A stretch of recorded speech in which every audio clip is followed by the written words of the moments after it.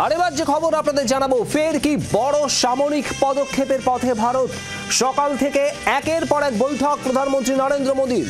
প্রথমে জাতীয় নিরাপত্তা উপদেষ্টা অজিত দোভালের সঙ্গে বৈঠক, আর এই মুহূর্তে স্বরাষ্ট্র সচিবের সঙ্গে বৈঠক। প্রধানমন্ত্রী নরেন্দ্র মোদীর রাজধানীতে জোর তৎপরতা চলছে। সকাল থেকে একের পর এক বৈঠক প্রধানমন্ত্রী নরেন্দ্র মোদীর। গতকাল অপারেশন সিঁদুরের সাফল্য, সেই বিষয়টা সামনে আসার পর আবারও পাকিস্তানের তরফ থেকে সীমান্তে বিনা প্ররোচনায় গোলাগুলি অব্যাহত রয়েছে। আর এরই মধ্যে কি বড় সামরিক পদক্ষেপের পথে ভারত। রাজীব চক্রবর্তী আমাদের প্রতিনিধি রয়েছেন আমাদের সঙ্গে। রাজীব, একদিকে যখন সর্বদলীয় বৈঠক চলছে, অন্যদিকে প্রধানমন্ত্রী একের পর এক বৈঠক করছেন জাতীয় নিরাপত্তা উপদেষ্টা আর তারপরে বা স্বরাষ্ট্র সচিবের সঙ্গে, ঠিক কি খবর? দেখো, অবশ্যই সেরকম একটা সম্ভাবনা রয়েছে। তার কারণ পাকিস্তান তারা লাগাতার লাইন অফ কন্ট্রোল এলাকায়, যেখানে সংঘর্ষ বিরতি চুক্তি তারা লঙ্ঘন করে চলেছে এবং সাধারণ মানুষের উপর তারা আক্রমণ চালাচ্ছে।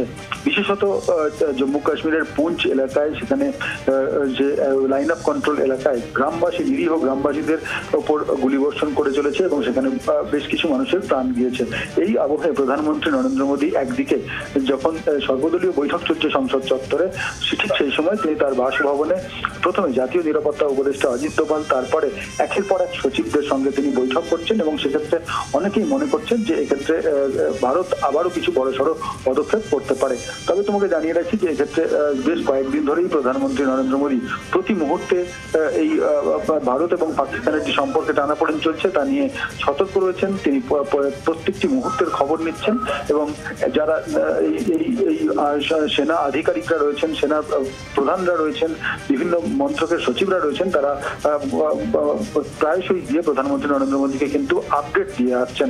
সেক্ষেত্রে প্রধানমন্ত্রী নরেন্দ্র মোদীর সঙ্গে পরবর্তীতে কোনো বড়সড় পদক্ষেপের জন্য নাকি মনিটরিং করছেন প্রধানমন্ত্রী, সেটা এখনই বলার সময় আসেনি। তবে একটা বিষয় স্পষ্ট, পাকিস্তান যেভাবে লাগাতার বিনা প্ররোচনায় হামলা চালিয়ে চলেছে, বিনা প্ররোচনায় বিষয়টাকে মোটেই যে হালকা ভাবে নিচ্ছে না নয়াদিল্লি, একেবারে স্পষ্ট আজকের এই একের পর এক বৈঠকে। রাজীব, ধন্যবাদ তোমাকে।